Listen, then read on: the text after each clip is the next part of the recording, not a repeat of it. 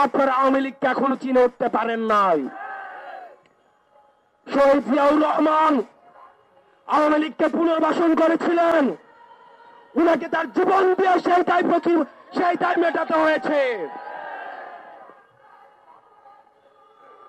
জামাতে ইসলামী আওয়ামী লীগকে পুনর্বাসন করেছিলেন, তাদের নেতা কর্মীদের হত্যার মধ্য দিয়ে সেই দায় মেটাতে হয়েছে।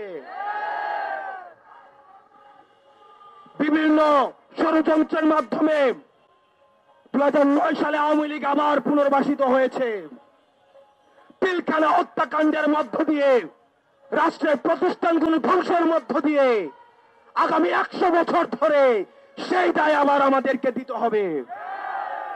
আবার যদি কেউ আওয়ামী লীগকে আবার পুনর্বাসিত করতে চায়, তাহলে তার জীবন দিয়ে সেই দায় আবার পুনর্বাসিত করতে হবে।